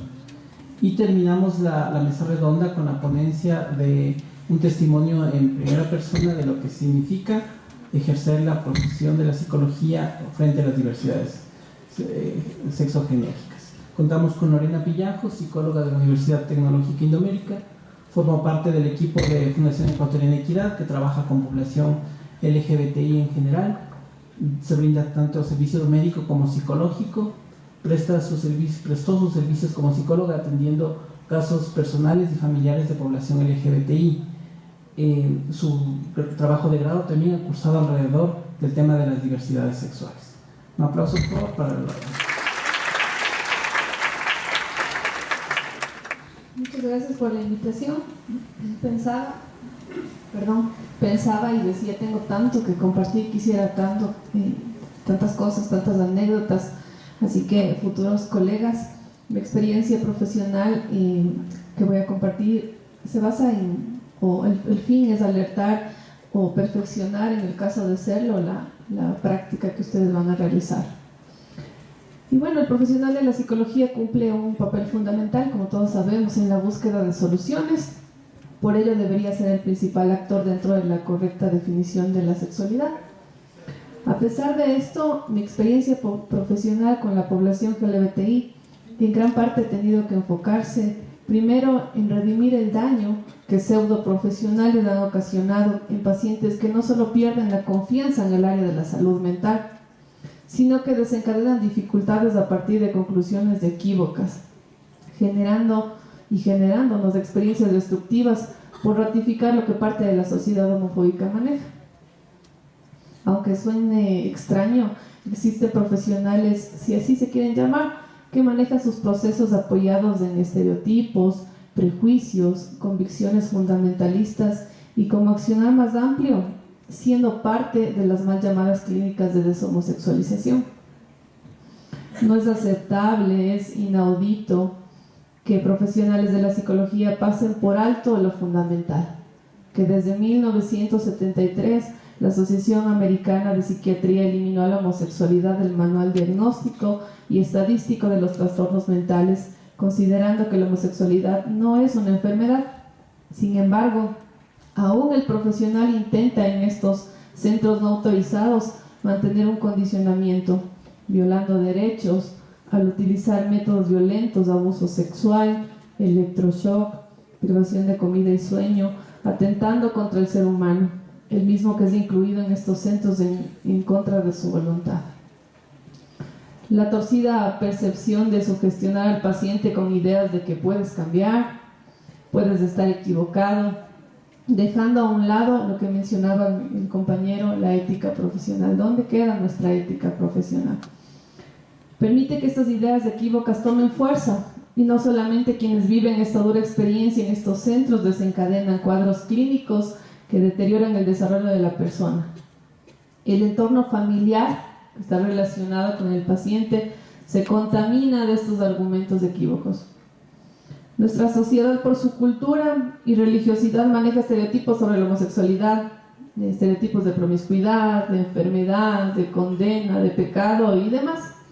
Todos estos prejuicios generan una fuerte homofobia. Estos actos de discriminación y odio causan dificultades principalmente emocionales, de autocondena, de autoestigma, autodiscriminación, impidiendo la aceptación de la sexualidad sin que se pueda visibilizar la manera normal de actuar, de sentir, de vivir y sobre todo de comunicarnos como seres sexuados que somos, sin reconocer que la no aceptación social causa múltiples alteraciones de comportamiento. El estigma y la discriminación social ante la homosexualidad está presente en todos los ámbitos, poniendo en riesgo a la población LGBTI, causando alteraciones psicológicas, marcando un trato excluyente por no encajar en la heteronormatividad que mencionábamos, impuesta, ofreciendo una posibilidad de cambio, causando alteraciones biopsicosociales por estas concepciones de reparar o suprimir la orientación sexual o identidad de género. El rechazo de su entorno siendo el porcentaje más alto el de sus familiares cercanos, padres, madres, hermanos, que al reconocer la orientación sexual de su familiar y al no cumplir con las normas sociales impuestas, expresan ideas de marcar al individuo y pueden desencadenar, como mencionaba, en muchas dificultades emocionales, episodios depresivos, ansiedad generalizada, con la posibilidad de llegar hasta el suicidio. Durante la crisis que se produce en las familias, las personas que forman parte de este entorno, de la misma forma son vulnerables. Ante la desesperación, son presa fácil de grupos que disfrazados de profesionales ofertan ayuda de cambio, tal como los centros apoyados en iglesias o grupos que inducen a las familias a realizar atrocidades en contra de sus familiares, con la idea de que esta es una conducta aprendida y que se puede modificar. Los estereotipos hacia la población LGBTI se naturalizan, de cierta manera, en nuestra sociedad, ya que en el Ecuador se desarrolla una apreciación machista, patriarcal, marcando la hegemonía que tiene el hombre sobre la mujer. Muchas madres refuerzan estos esquemas aplicando la misma o similar discriminación hacia grupos vulnerables, en este caso a los homosexuales, aprobando o desaprobando según crean conveniente, dificultando el manejo de temas de diversidad sexual. La violación de derechos genera un entorno de inestabilidad. La mayor problemática es la falta de una adecuada educación sobre la sexualidad, ya que al incluir a las familias en los procesos, junto con el trabajo cognitivo, la destrucción de estas estructuras familiares patriarcales, con madres, padres y familiares, y el reconocimiento de lo que es en verdad la homosexualidad, he podido observar que la dinámica familiar genera un cambio favorable. Otro aspecto en consulta, un aspecto habitual, es la guía a niños. Padres y madres solicitan herramientas de cómo o cuándo abordar temas sobre diversidad sexual, creando mucha inquietud. Lo común en estos casos que he manejado es que aún en los padres de familias homoparentales, la idea de sexualidad guarda todavía un tono de tabú, de prohibido o de equivocado. Los niños expresan lo que ven, por lo que siempre recomiendo que deben ser ellos quienes sean educados en una sexualidad correcta y real, que el amor, el respeto, el cuidado se muestra en todas partes sin poner énfasis en la homo o en la heterosexualidad. El tipo de atención que se necesita es aquella que se acerque a la realidad de la sexualidad. El trabajo multidisciplinario brinda muchas herramientas positivas. El apoyo legal, el conocer todo el reglamento, todo este aporte legal que tenemos, el apoyo médico, el apoyo educativo, el apoyo educativo abarcará todas las necesidades con el fin de beneficiar a la población LGBTI y a los entornos directos. El primer llamado es a realizar a ustedes, con los futuros colegas, una introspección en cuanto al tema de sexualidad y mucho más al de diversidad sexual. Si el profesional psicólogo no puede trabajar por dificultades personales o por desconocimiento en el tema, lo apto es remitir al paciente y por consiguiente buscar apoyo también. Es un problema de salud pública en el que se deben manejar los conceptos principales: identificar intervenciones estratégicas efectivas para atender la demanda, el trabajo por parte de la academia con espacios como estos, que se los agradezco de antemano, con la responsabilidad de formar profesionales capaces de responder a las necesidades de la población LGBTI. Una recomendación para terminar: si dentro de su formación ustedes no han manejado temas de diversidad sexual, desde el día de hoy revisen su malla y soliciten toda la información necesaria. Muchísimas gracias.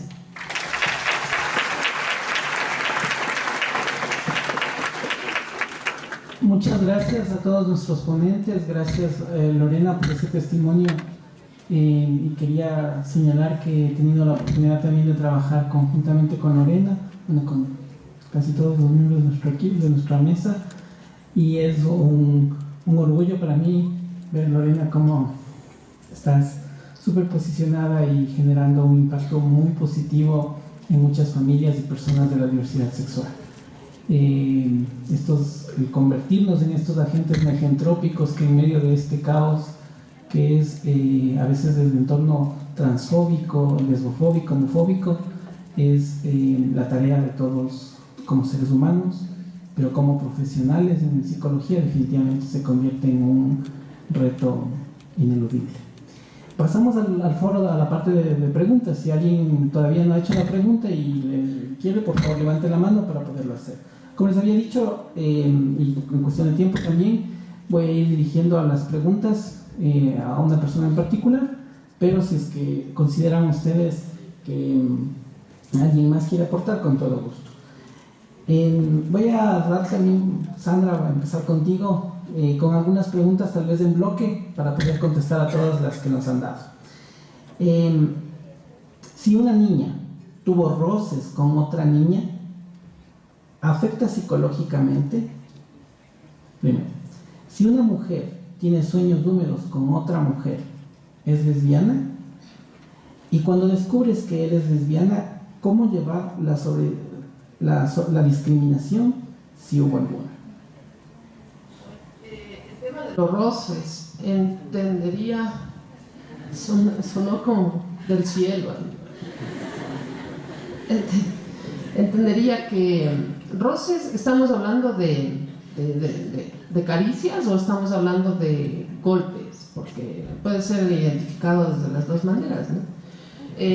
Yo creo que las niñas, ustedes deben saber mejor que yo, porque existe una edad en donde las niñas como los niños empiezan a tener curiosidad sobre su cuerpo y empiezan a tocarse y empiezan a explorar. No necesariamente creo que eso involucre ser lesbiana. Creo que eso es una condición, es una característica, etcétera, que la vamos adquiriendo cuando vamos conociendo y reconociéndonos en relación con el otro o con la otra. El tema de la mujer que puede tener sueños húmedos con otra mujer no necesariamente tiene que ser una identidad lésbica la que está en juego ahí. Hay muchas mujeres inclusive que tienen relaciones sexuales con otras mujeres y no se identifican como lesbianas. Entonces este tema del lesbianismo o de la lesbiandad, como suelen decirlo también, tiene que ver más con una identificación propia, con la identidad misma que las mujeres asumen. La tercera se me fue. ¿Cómo es el tema de la discriminación? ¿Cómo sobrellevar la discriminación? Yo creo que la discriminación hay que sobrellevarla enfrentándola. Es decir, salir, entre comillas, como suelen decir, del closet para las mujeres en una sociedad machista, en una sociedad patriarcal como la nuestra, es absolutamente difícil, porque estamos rompiendo o le estamos dando una patada al sistema cuando las mujeres decidimos no casarnos y no reproducirnos. Entonces, frente a eso, la mayoría de nosotras, al menos de las activistas, ¿no es cierto?, que trabajamos en el tema, hemos decidido visibilizarnos porque esa es la mejor manera de atacar la discriminación. Y visibilizarlas desde esta manera, ¿no? Es decir, compartiendo con otra gente, haciéndonos visibles, no solamente desde nuestra sexualidad o asumiendo que nos acostamos con otra mujer o que nos hemos enamorado de otra mujer, sino aportando a la sociedad desde el conocimiento, desde la misma información, desde los testimonios de vida inclusive. Eso. Muchas gracias. Yo quisiera anotar ahí el tema de el arco iris como representación de la población sexogenérico diversa, y precisamente una de las cosas que a veces nos cuesta trabajo es entender la diversidad que hay en la diversidad y todas las posibles combinaciones que puede haber alrededor de eso. Rachel, ayúdanos con esta pregunta. La pregunta que no podía faltar en este foro: los homosexuales nacen o se hacen. Las personas con diversidad sexual se hacen por el medio o nacen. ¿Qué predomina más? ¿Qué consideras tú? Bueno, primero que nada hay que tomar en cuenta que cada persona es un universo diferente, ¿verdad? En ese sentido, las personas... A ver, partamos de esta cosa tan sencilla. En un medio heteronormativo en el que nacemos todas las personas, sin excepción, vamos aprendiendo. O sea, desde que tenemos uso de razón, las personas vamos aprendiendo sobre nuestro entorno y todo lo que se presenta. Entonces, tanto heterosexuales como homosexuales, personas cisgénero o personas transgénero, ¿no es cierto?, partimos desde un seno de la heteronormatividad. Es como si desde temprana edad nos ponen el chip en la cabeza y nos dicen, a ver, usted nació varoncito, usted haga esto, usted nació hembrita, usted sigue por ese camino. Pero, lógicamente, cada persona va descubriendo su propia sexualidad.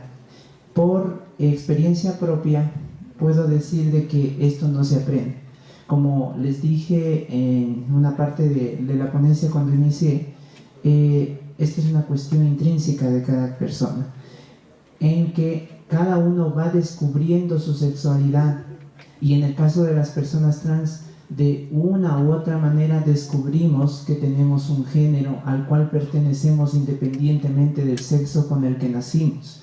Tarde o temprano esto va a ocurrir, aunque no se salga, como se dice vulgarmente, del closet, ¿no? Porque hay muchas personas trans, yo conozco muchas, que son personas trans de closet, es decir, ellos se conforman con vestirse en la intimidad o en grupos muy privados, ¿no? Y esto lo van a hacer para toda su vida, aunque no salgan a la luz pública, ¿no? Entonces esto es muy importante. Cada quien va descubriendo su sexualidad de la forma como le da su personalidad.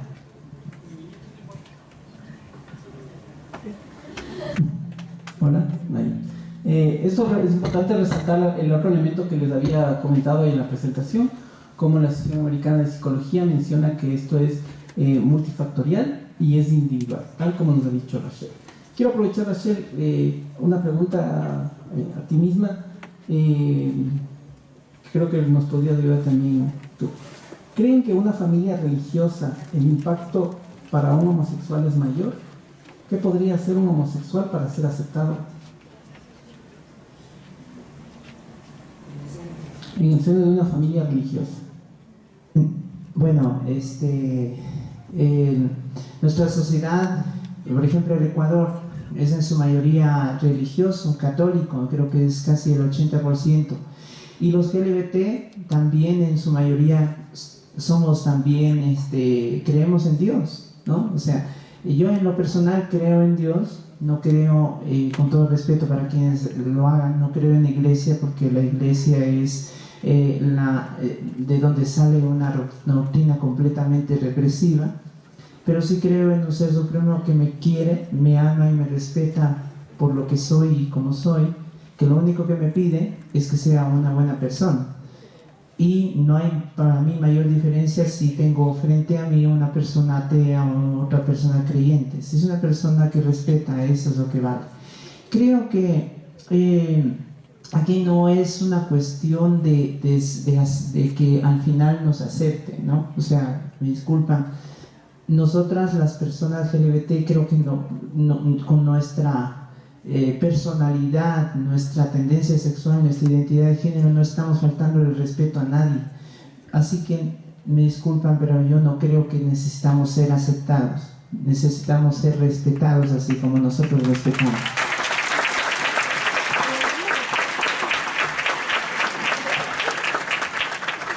Muchas gracias, Rachel, elocuente, definitivamente.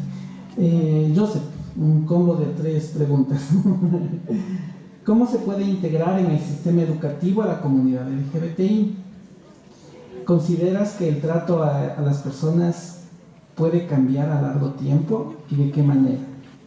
Y si consideras que existe discriminación dentro de la comunidad LGBTI. No sé, me siento que me hicieron preguntas de Miss Universo. Yo creo que antes de responder un poco a las preguntas que acaban de plantear, quisiera hacer como una pequeña intervención respecto al se hace o se nace. Yo quisiera preguntarle a todos ustedes cuál es el sentido de la pregunta, cuál es la necesidad de esta pregunta. ¿Por qué? Porque esto nos puede llevar a una visión súper maquiavélica y no quiero ser pesimista. Pero el se nace creo que intenta reforzar un sentido biologicista de las identidades. Y el si se hace creo que intenta reforzar un sentido clínico de ciertas prácticas sexuales y de construcción de identidades. Porque se hace, entonces lo podemos curar o lo podemos tratar. Yo creo que más allá de esto hay que reconocer, como decía Rachel, que es un aprendido. Como sujetos desde chiquititos nos ponen el color azul, el rosa, jugamos, etc. Pero también creo que no hay que obviar el sentido de la agencia y el poder de agencia que tiene cada quien. Creo que ese es un gran elemento fundamental a la hora de considerar esta gran reflexión de si se nace o se hace. Y que más allá también de esto, de que sea aprendido o el nivel de agencia, no es estático. Yo les invito a que se cuestionen ustedes si la persona que están hoy allí sentadas son la misma de hace 5 años y de hace 10. Y si tal vez tómense una foto hoy y escriban lo que son hoy como persona y vuelvan a reflexionar lo mismo 10 años más adelante. No es así. Entonces yo invito a que primero nos cuestionemos cuál es la necesidad de esta pregunta de se hace o se nace, y dos, considerar estos otros elementos, de lo aprendido de la sociedad, del nivel de agencia y de que no somos estáticos como personas. Ahora, yo creo con la pregunta del sistema educativo, yo no creo que las personas LGBTI haya que integrarlas al sistema educativo. Las personas LGBTI ya están en el sistema educativo. No puedes crear una escuela aparte para LGBTI. Yo creo que lo que hay que integrar son los contenidos y las reflexiones teórico-prácticas cotidianas de las diversidades sexogenéricas. Una reflexión de los estudios de género que va más allá de esa dañina reflexión que ha sucedido últimamente de la famosa teoría de la ideología de género, que para mi punto de vista personal y como reflexión de política pública no es al lugar. Las personas LGBTI ya están, y el trabajo es cómo hacemos que los espacios educativos en donde conviven personas heterosexuales o no heterosexuales es un espacio libre de discriminación en donde se reconocen las diferencias como individuo, a fin de construir un bien colectivo. ¿Y cuál es ese bien colectivo? Una equidad. Bien. Ahora, en cuanto al tema del trato y si esto puede reflejarse en un cambio, yo creo que sí hay un cambio, y cada uno, independientemente de nuestro rol como profesionales, tenemos una responsabilidad como sujetos en sociedad, y ese cambio se da en pequeñas acciones día a día. Yo les invito a que dejen de hacer comentarios como allí va la loca feminada, allí va la lesbiana marimacho, en fin, porque cada vez que hacemos ese tipo de prácticas que creemos que son muy graciosas, que decimos no, yo no discrimino a nadie, eso es una simple chanza, lo estamos haciendo, y estamos reproduciendo esa gran maquinaria fuerte, maquiavélica, que es la heterosexualidad como institución, más allá de orientación sexual. Yo creo que cada día se pueden hacer pequeños cambios, y esos pequeños cambios, con una buena política pública en donde todos participen, puede hacer que se logre un gran cambio.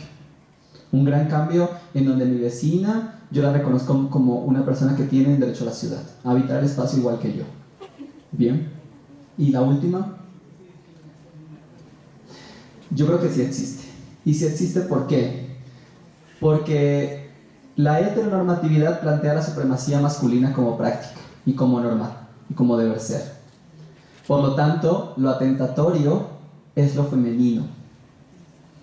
Y cuando eso es visible, ¿qué muchas familias dicen? Yo te acepto, hijo o hija, si eres gay o lesbiana, pero que no se note. ¿Qué decían los códigos normativos antes? Cualquier práctica homosexual que exista en el espacio privado, que no sea visible. Cuando estas transgresiones, cuando yo como sujeto, hombre, que debo ser masculino, empiezo a romper y no correspondo con esta norma entre sexo, género, deseo, soy discriminado, soy sancionado.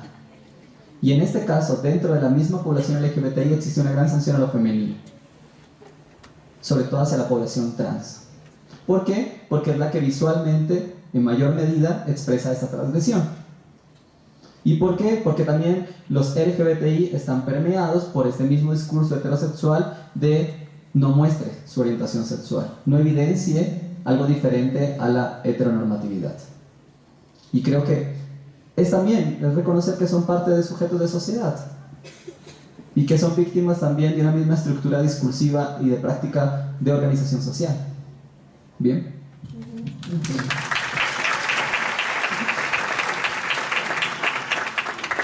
Lorena, preguntas acerca del quehacer psicológico. ¿Qué hace un psicólogo, cuando un paciente acude a consulta y dice que no quiere ser homosexual y que quiere ser curado? Primero. Segundo, ¿cómo trabajar con niños y niñas que demuestran una orientación diferente? Y tercera, ¿cómo ayudar a una persona gay, lesbiana, bisexual en cuanto a su autoestima dentro de la sociedad? Listo, por mi memoria los anoto. A ver, primero, es común el paciente que venga buscando el apoyo, el paciente homosexual por lo general que dice yo no quiero ser homosexual. Es común esta frase y cuando nosotros ahondamos en el paciente reconocemos muchas veces ni siquiera es la idea de que no quiero, sino la idea es me siento culpable por lo que mi madre siente, me siento culpable o me siento mal porque el entorno, todos los entornos no logran de alguna manera aceptarme. Como yo no logro encajar en esta heteronormatividad, entonces yo no quiero esto. ¿De acuerdo? Entonces, primero el papel fundamental es identificar qué es lo que piensa, qué es lo que siente, si reconoces lo que es una orientación sexual, a dónde va esta idea de no quiero o rechazo esta idea de la orientación sexual diferente. La segunda pregunta, en los niños, ¿qué hacemos con los niños? Trabajamos identificando. Creo que la primera problemática en niños cuando tengo pacientes o mamis o papis que vienen a consulta, el temor de creo que mi hijo es lesbiana o creo que mi hija es lesbiana, mi hijo es gay, parte de un juego sexual. Primero que hay que identificar que tal vez ni siquiera es un tema de orientación sexual, es un tema de sexualidad. La problemática en padres es grande. El que no se ha podido manejar temas claros sobre sexualidad, el que les cuesta a los padres y madres identificar que la sexualidad está desde que nacemos, y temas como el hecho de que un niño quiera vestirse como niña les altera más al entorno familiar que a los pequeños. Y en el caso de que exista tal vez, marcándola como sintomatología en lo que es la transexualidad, aunque descartado marcándolo como para que lo entiendan, ¿no? Lo que es sintomatología, en el hecho de que un niño no se sienta tal vez conforme, no se sienta a gusto con el cuerpo que tiene, sería trabajar y manejar la realidad con la que vino al mundo y aceptarse como es, identificando sus potencialidades, agradándose primero físicamente, emocionalmente, y después tal vez ir trabajarlo y manejarlo aceptando lo que la sociedad quiere y dispone de él. En el hecho de la autoestima, en las personas gay, me repite la tercera pregunta, por favor.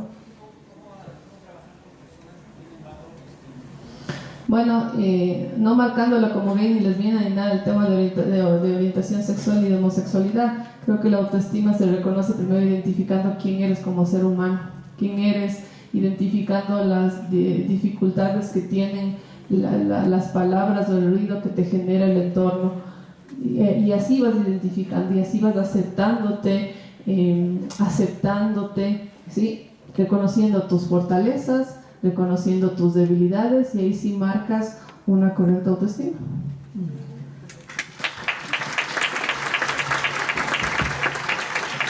Quiero dar lectura a un breve extracto de esta declaración de la Asociación Americana de Psicología, que dice que en 1997 el Consejo de Representantes de la Asociación proclamó una resolución que reafirma la oposición de la psicología a la homofobia en el tratamiento. y explicó en detalle el derecho de un cliente a un tratamiento imparcial y a la autodeterminación. Cualquier persona que ingresa en terapia para lidiar con problemas de orientación sexual tiene derecho a esperar que dicha terapia se realice en un entorno profesionalmente neutral, sin ningún prejuicio social.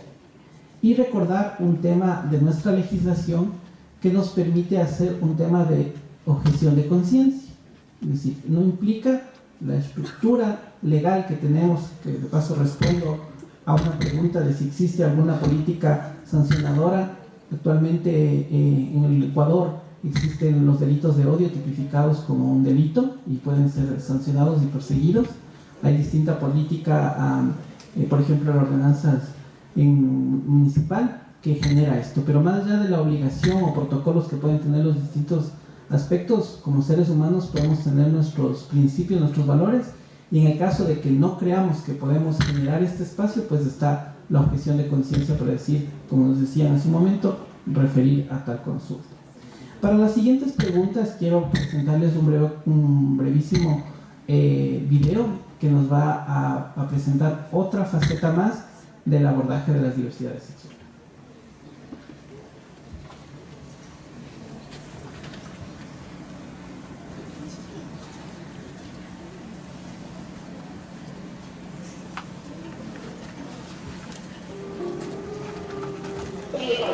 El 70.9% de las personas LGBTI han sufrido una experiencia de rechazo, discriminación, imposición, violencia en su entorno familiar.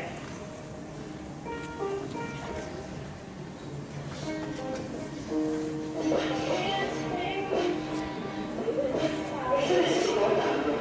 Son nuestras amigas, son nuestras hermanas, son nuestros hijos. Soy una mamá fuera de la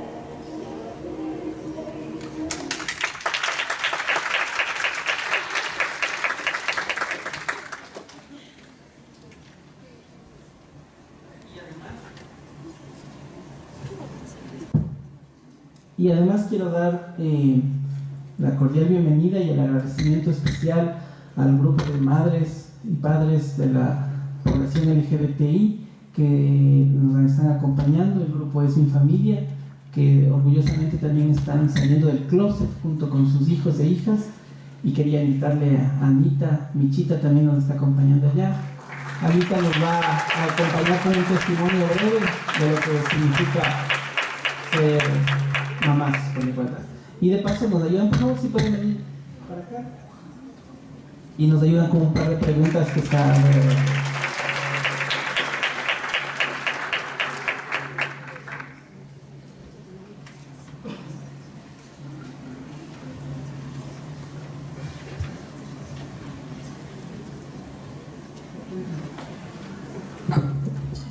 Buenos días, yo soy Ana Oquendo y pertenezco a Es Mi Familia, porque todos tenemos que pensar que detrás de un chico o una chica de la comunidad hay la familia. Hay madres, hay padres, primos, hermanos, que también somos maltratados y que tenemos que alzar la voz para hacer ver que nuestros hijos son hijos de amor, son hijos de respeto y que todos tenemos las mismas condiciones. No porque tu hijo o tu hija te dice soy gay, deja de ser tu hijo. No, más bien hay que darles mucho amor y enseñarles el respeto primero por la familia y luego a los demás del contorno. Porque todos cuando uno dice mi hijo es gay o mi hija es lesbiana, dice ¿qué hizo? ¿Qué hiciste desde tu embarazo? ¿Cómo le educaste para que tu hijo salga así? No es eso. Nosotros todos los padres creo que educamos con amor, educamos con respeto. Y eso es lo que queremos que también a nuestros hijos y a nuestros familiares nos den, respeto. Es lo único que pedimos. Gracias. Aprovecho para pedirle a Michita y a Anita que nos ayuden con una pregunta del público, tal vez ustedes pueden orientar. Decían, ¿cómo hacer para decirles a los padres la orientación sexual? ¿Cómo salir del closet? ¿Qué les recomendaría? Bueno, buenos días. Mi nombre es Mercedes Petiño. ¿Qué les recomendaría? No sé, mi experiencia fue bien dura, ¿no? Pero les recomendaría con mucho amor, con mucha delicadeza, preguntar a sus hijos qué es lo que sienten, qué es lo que les pasa. Bueno, de mi parte, pues para mí fue bien duro, muy difícil aceptarle a mi hijo, pero con el tiempo y con la ayuda de psicólogos y que de luego ustedes ayudarán a muchas madres, a muchos padres, ayudarán con todas estas cosas que hoy oímos. Simplemente como madre, mi experiencia es que digo, es mi hijo, es mi sangre, mi hijo come, mi hijo duerme, mi hijo llora, estudia y trabaja como todas las personas. Esa es mi experiencia como madre, el sentir que es sangre de mi sangre y es mi hijo y le quiero así y le adoro. Gracias.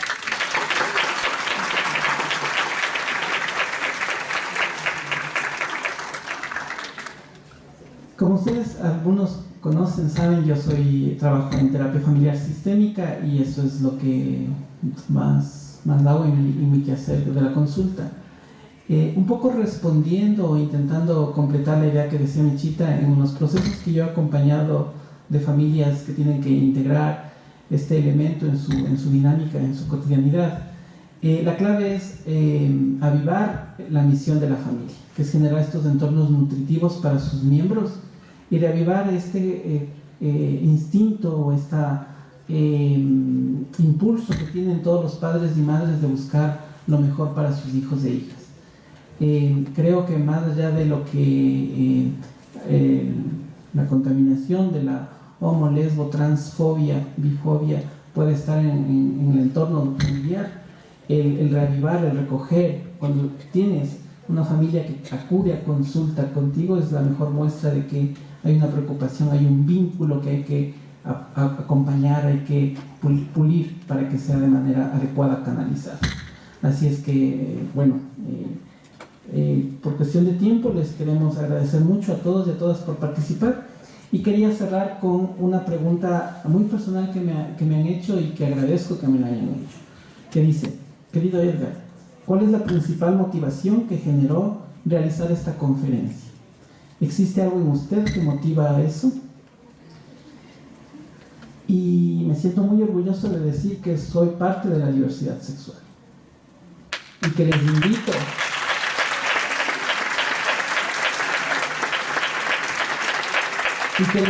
a todos y a todas de ser parte de la diversidad sexual. Porque la diversidad sexual no son las personas gays, no son las personas lesbianas, no son las personas bisexuales, no son las personas transexuales. Somos todos y todas las personas.